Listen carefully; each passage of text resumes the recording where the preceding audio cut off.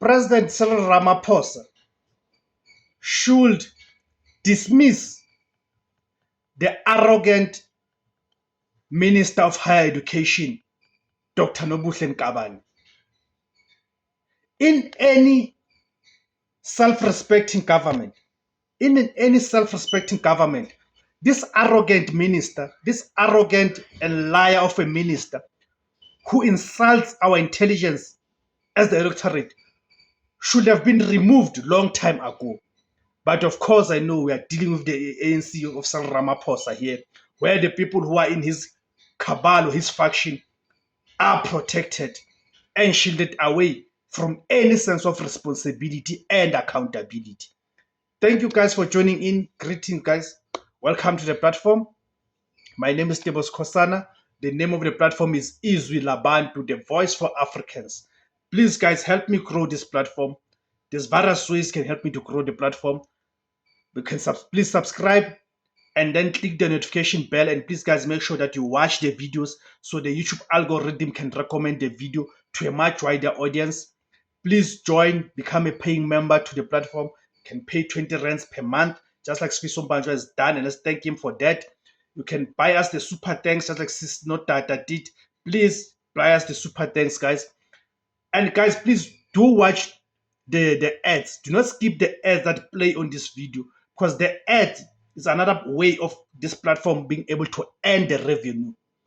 And also assist us in the process of building what you call alternative voices that are able to narrate our side of the story, that are able to assist us in creating our own narrative and telling our own story and being able to challenge the anti-black narrative that is being paraded by the mainstream media and also by other platforms from this YouTube platform, guys. So please do that, guys. Help me grow this platform. So, guys, I'm saying Cyril Ramaphosa should have by now fired this arrogant Minister of Higher Education, Dr. Nobuhle Nkabane, because her conduct is not even a case of saying.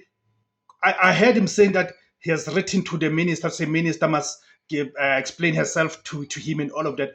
No investigation is needed on this case. Her disgusting conduct was displayed out in public. There's footage that is available that shows her contempt for parliament, her contempt for the people of South Africa. Even worse, she went on to lie. Firstly, she started with the process of appointing the board chairperson, the chairpersons for the different SETAs, where she placed ANC members she had already appointed. Had it been for the outcry from the official opposition in parliament, and we must give it to the official opposition in parliament on this instance, because as much as we criticize them,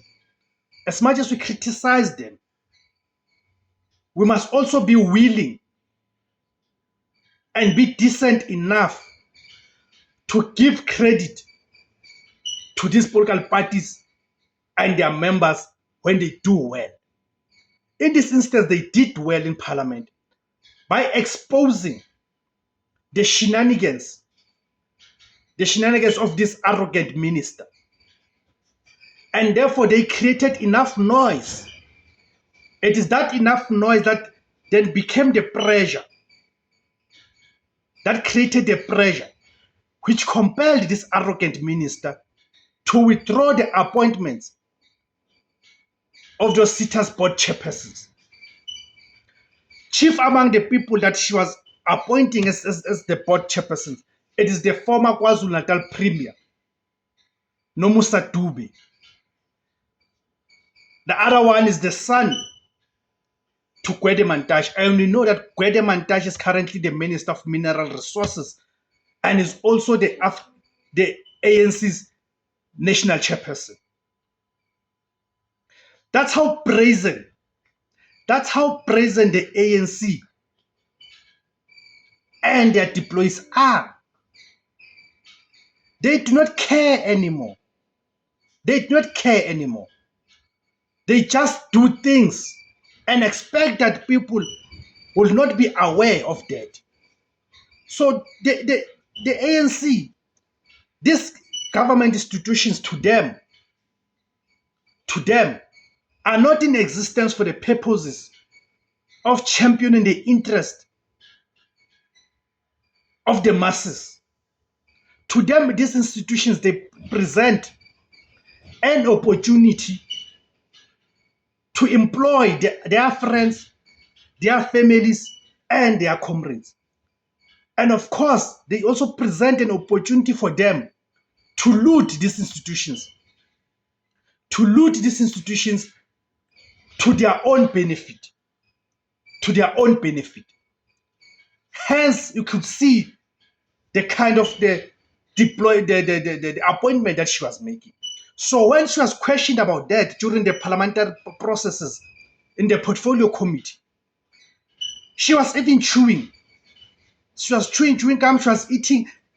That tells you that this is a minister who just got into that meeting, a constitutional meeting that is expected to hold her accountable.